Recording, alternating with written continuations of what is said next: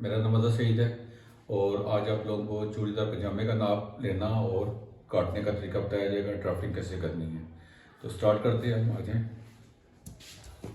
چوڑی دار پجامہ آج ہم نے سٹارٹ کرنا ہے۔ چوڑی دار پجامہ، چوڑی دار پجامے میں ناپ ہوتا ہے لمبائی،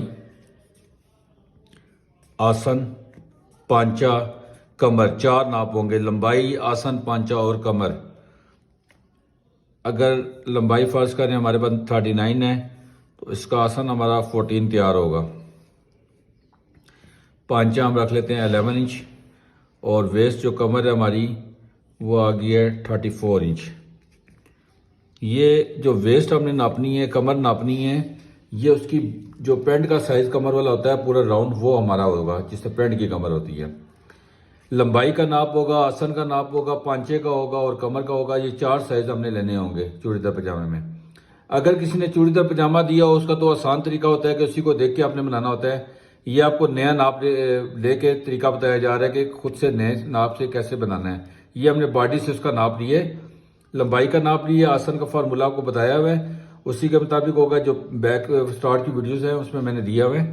پانچا جو ہوگا وہ آپ کا جو سائز ہوتا ہے وہ جہاں پر ہمارا پاؤں ہوتا ہے وہاں سے ناپا جاتا ہے، جتنا اس نے ٹائٹ رکھنا وہ بتا دے گی۔ لوز بھی ہوتا ہے اور ٹائٹ بھی ہوتا ہے۔ کمر کا ناپ ویسٹ سے ناپنا ہے ہم نے۔ یہ ہمارا ناپ ہو گیا۔ اچھا، یہ سائز ہم نے لکھا ہے بڑا سائز ہے، تو آج پیپر ورک کر رہے ہیں کہ پیپر کے اوپر ہم چھوٹا سائز بنائیں گے۔ تو لمبائی ہم کر لیتے ہیں اس کی 16 انچ، اور آسن ہم کر لیتے ہیں اس کا 7 انچ، اور پانچا ہم کر لیتے ہیں اس کا 6 انچ، اور کمر اس کی کر لیتے ہیں 18 انچ۔ یہ ہمارا سائز آ گیا۔ لمبائی 16 آ گئی، آسن 7 آ گیا، پانچا 6 آ گیا، کمر 18 انچ آ گئی۔ تو یہ آپ کے پاس جو کپڑا آئے گا تو کپڑے کو اپنے، یہ ہمارے ڈبل کپڑا ہوگا، 2 کپڑے ہوں گے، تو کپڑے کے اوپر ہم ریپیٹ کریں گے۔ لیکن آج ہم بچوں کا ناپ کر رہے ہیں پیپر کے اوپر، تو ہم نے کپڑے کو سارے کو ٹرائی اینگل میں فولڈ کر دینا ہے۔ یہ 2 کپڑے ہمارے فولڈ ہوں گے۔ جب ہم نے فولڈ کرنا ہے تو نوک جو ہوگی وہ لیفٹ ہینڈ پہ آنی چاہیے۔ یہ بالکل کارنر جو اس کا بنا ہوا ہے، ٹرائی اینگل جو ہمارا یہ سموسا سٹائل بنا ہوا ہے، یہ ہمارا لیفٹ ہینڈ پہ آنا چاہیے۔ اور سب سے پہلے ہم پانچا لیں گے۔ جیسے ہمارے پاس پانچا اس کا 6 آیا ہے تو اس کا ہاف آئے گا 3۔ آپ نے ½ انچ ایڈ کرنا ہے سلائی کے لیے، 3.5 ہو جائے گا، لائن لگا دینی ہے۔ ٹھیک ہے، 3 انچ ہمارا پانچا تھا، اس میں ہم نے پلس کیا 0.5، تو یہ ہمارا ہو گیا 3.5۔ یہاں سے ہم نے چوڑی کے لیے کپڑا چھوڑنا ہے، کم سے کم ہم نے چھوڑنا ہوگا 4 انچ۔ یہ تقریباً 1 سال سے 1.25 سال کے بچی کا ہے، تو 4 سے لے کے تو 8 تک ہم نے کپڑا چھوڑ دینا ہے یہاں سے۔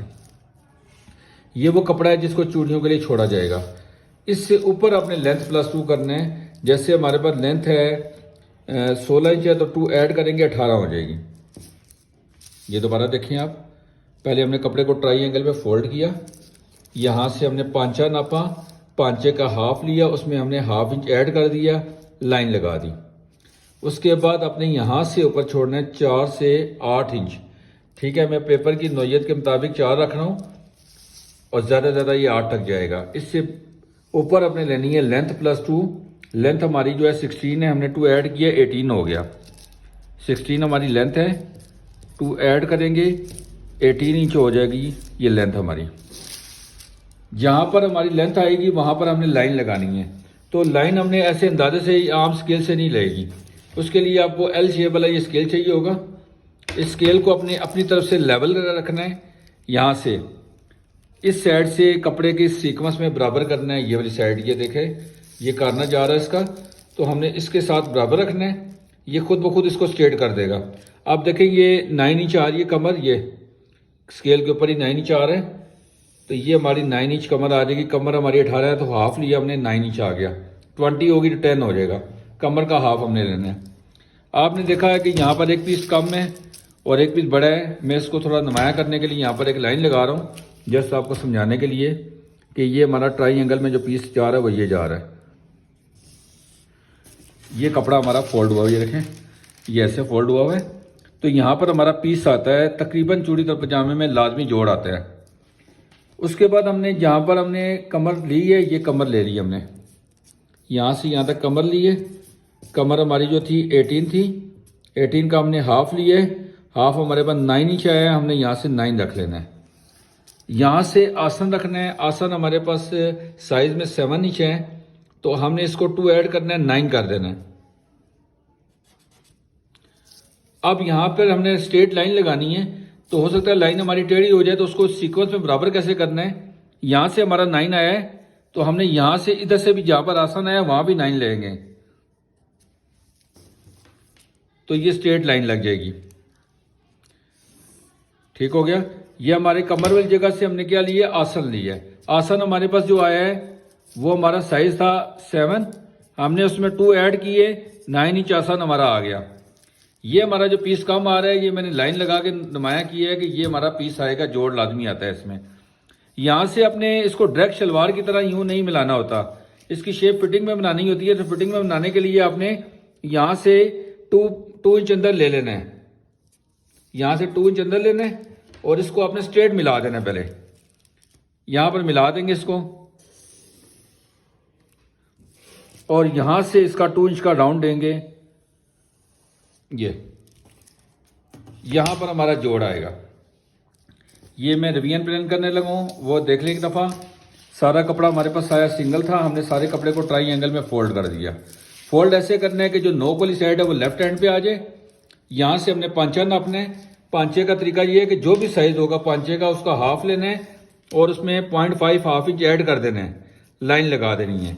यहाँ से आपने कम से कम जो छोड़ना है 4 इंच छोड़ना है, और ज़्यादा से ज़्यादा आपने 8 इंच तक जा सकते हैं, 4, 5, 6, 7, 8। जहाँ पर हमारा हमने चूड़ियों के लिए छोड़ दिया है उससे ऊपर आपने लेंथ लेनी होगी। लेंथ में आपने 2 ऐड कर देने। जिस तरह हमारी लेंथ जो है वो 16 है, तो 2 ऐड की 18 इंच आ गई। यहाँ से हमने लाइन लगानी है। जो लाइन लगानी है वो अपने एल शेप स्केल से लगानी है। तो एल शेप स्केल को कैसे रखना होगा, यहाँ से सीक्वेंस रखना है बराबर, इसका इस्तेमाल होता है। यहाँ से बराबर रखेंगे तो ये लाइन सीधी आएगी। अगर आप अंदाजे से लगाएंगे आर्म स्केल से तो सीधी नहीं आएगी।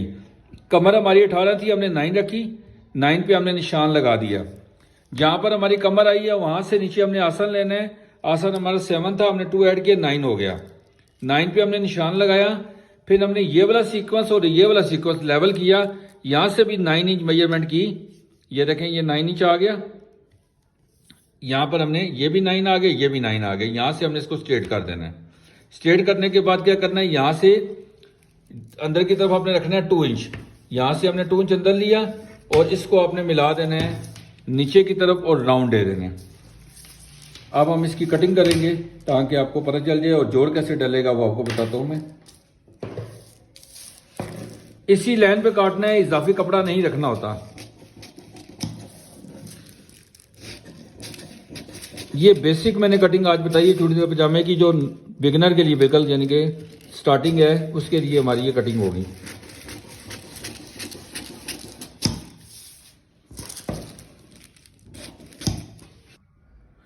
अब ये ऊपर से जो पीस बचा है ना, जैसे ये देखें ट्राई एंगल में बना हुआ है, आप इसको यहाँ से सीधा कर लें।